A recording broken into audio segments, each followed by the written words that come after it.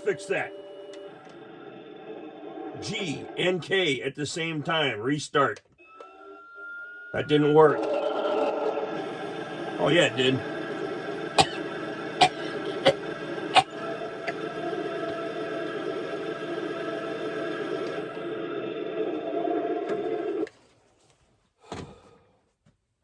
Well, hello, model fans. Let's get this dude looking straight. Turn that damn smoke off, man. That's a serious, turn the volume down too. Nice. Hang along. All right. What we have here is a Panzer Wagon. I guess 3 Ausf.H. Tauch Panzer. Yeah. I didn't know much about this vehicle. I got this from another Motion RC purchase a while ago. And you notice I haven't put any accessories on it. And interestingly, my accessories came in like a bag, and they were already removed from the parts sprue. So I have a pile of parts here that I need to put on. And, you know, some of this stuff is painted real. It's so unrealistic. But anyhow, look. What the hell is a Tauch Panzer? In 1940, okay, the Germans decided that they were going to, I think, I have to go back and read this. I think there were only like maybe 42 or give or take of these Panzers converted for amphibious purposes. And what do I mean by that? Well, they had you'll notice on the model when you get it, it's got this weird looking part on it, okay? And what that is a nice long wooden, you know, piece of tree, right? Just a big log or timber or whatever that's cut out real nice. And then this black thing here is a snorkel. So the log would get tied to the track somehow in case they got stuck, and it would just roll under the track as they roll over the log to get out of a jam. And let me turn these power off. The black thing, the snorkel, you'll notice on top of this turret here, there's a little deal here, a little hatch, which, yeah, that doesn't open. But anyhow, snorkel would have came out of that turret like that. Now, why would they do something like that?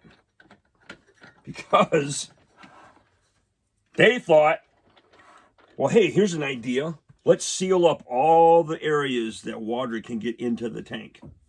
And let's put a snorkel on it. And you'll notice that the exhaust system is also pushing downward. They would lift these things up 4 points on a crane off of a barge or something, set them in the water, and these dudes would be underwater with a little snorkel sneaking out, or, you know, maybe they got an airline going to the vessel that's setting them in, and they were going to sneak up on the enemy underwater. Now listen to me. You got to have, and I'm stealing this coin phrase from Dan Bongino, you got to have freaking ginormous, huge moose nuts to get inside this tank, go underwater, back in the 40s, to try to sneak up on an enemy. I mean, they got to be massive nuts, because you couldn't pay me enough to even volunteer for this program. So, but they tried it, and it wasn't very successful, because a lot of these guys are just death traps, man. They get underwater, they get hung up on rocks or whatever's underneath there, and the tank can't move, especially if they bottomed out. And now you got a whole crew underneath there, and their lifeline is the snorkel or whatever's being fed to them. So, crazy. But anyhow, it's an interesting topic. You should go look it up and read about it, and understand what the purpose of this thing. Because I thought, man, what an ugly accessory for a tank. I thought, oh, Heng probably just made this crap up and Nope, it's a real thing. It actually existed. The problem is with this tank also, it is in the wrong color.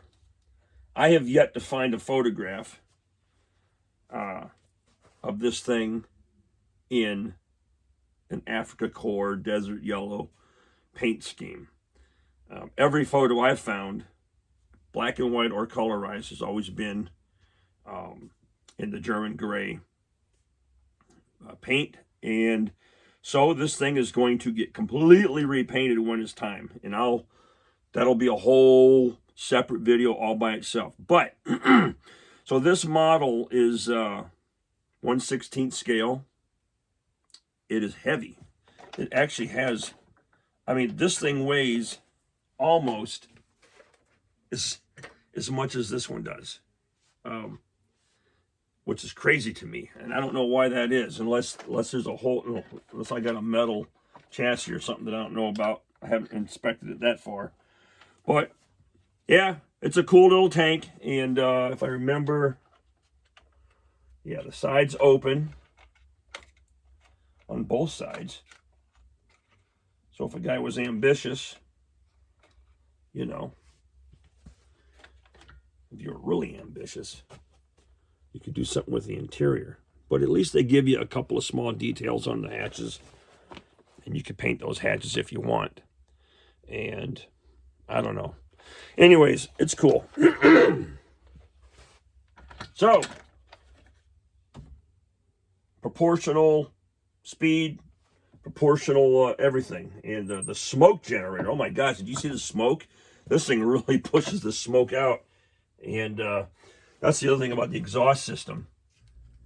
It's kind of a snorkel deal where these fit underneath like this. And the way that the exhaust system worked, it had a check valve in it, right? So it could push the exhaust out, but water couldn't get in. So there was a type of a one-way valve that was on the exhaust system. And they would go down and up like that. So I really thought that was cool. Interesting design. But yeah, that's it. Short video.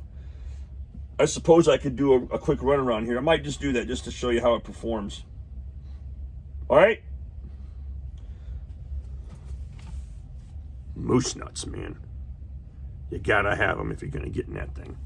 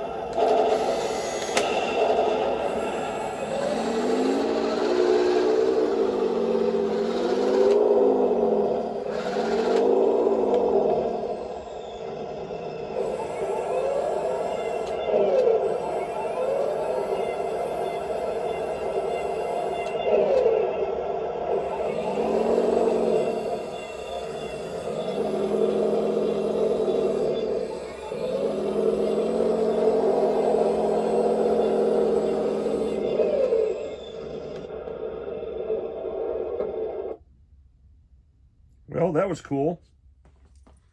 Well, that's it, man. Nice performance, nice slow scale speed. And yeah, look up the Tauch Panzer and read the history on it. It's crazy. But what a great little model. And I have to tell you, it is hefty.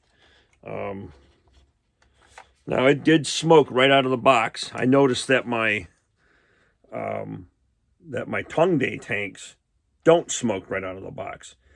So be careful when you fire these things up that you're not running the smoke generator without the smoke oil in the system. But, yep, nice little accessories. This thing's going to detail out nice, but it's got to get painted, okay? All right. Well, hey, thanks for watching. Watson's models. So get out there and work on your models, man. They're saying, dude, I need you to work on them. Play with them. Drive them. Detail these models. Because they deserve it. Yeah.